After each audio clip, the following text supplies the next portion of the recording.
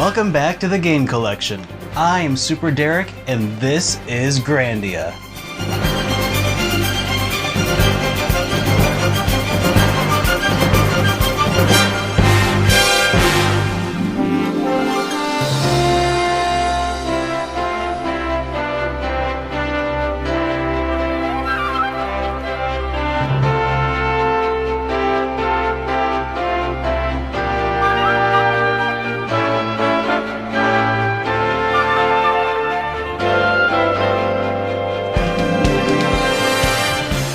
Grandia is an action-packed, turn-based RPG with a twist.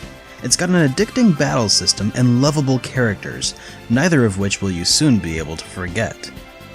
In Grandia, you play as Justin, an aspiring young adventurer living in a fantasy world in the midst of a steam revolution.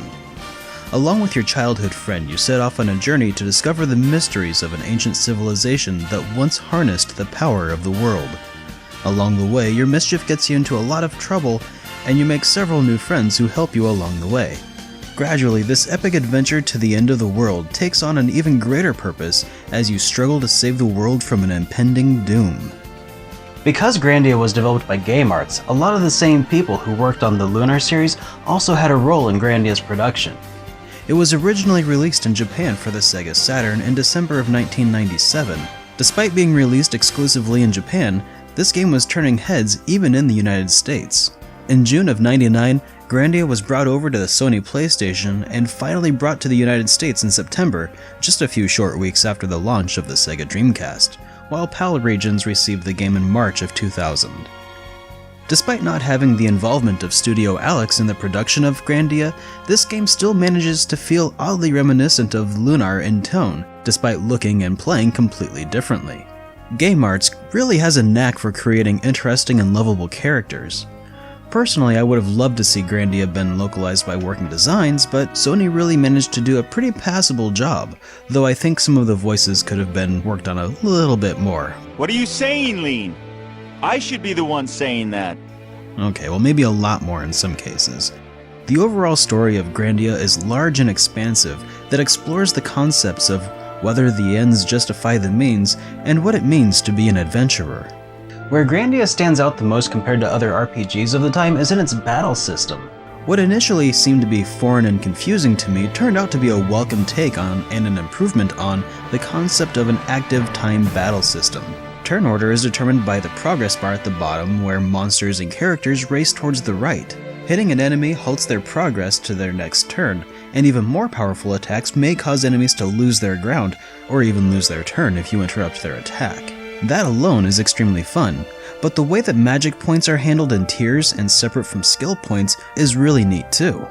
There's too much really to cover in just a review of Grandia, but suffice it to say that once you get your mind wrapped around the battle system, you'll be hooked. However, I do have a small gripe about magic skill progression. Magic elemental levels increase depending on usage, which seems pretty cool on the surface, but in order to get the best skills in magic, you'll have to grind a lot by going out of your way to attack using magic almost exclusively in order to level up those elements, even when just attacking with melee is faster and more effective.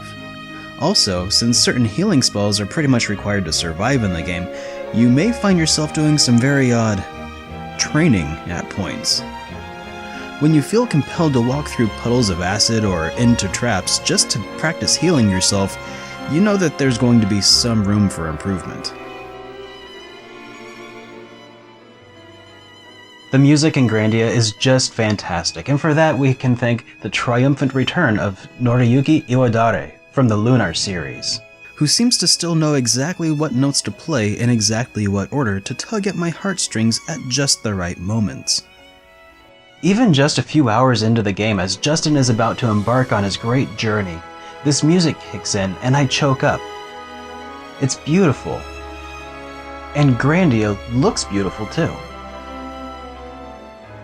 Well, sometimes. It's a little inconsistent in the graphics department, I think. Some areas are really interesting and detailed, while others come off a bit garish. Environments are made of textured polygons, while characters are 2D sprites, not unlike PlayStation-era Breath of Fire and Persona titles.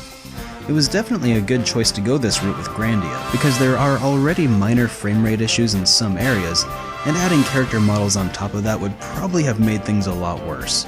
Not only that, but I think that the 2D sprites captured a lot more of the characters' personalities and style, more than a low polygon model could ever do.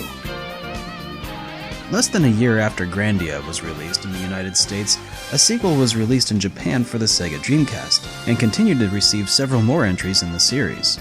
In 2010, Grandia was released digitally on the PlayStation Network for about $6, while complete copies of Grandia for PlayStation are currently selling for around $40. Grandia was a lot of fun to play. It's a long but mostly lighthearted story that never really comes across as being overly difficult.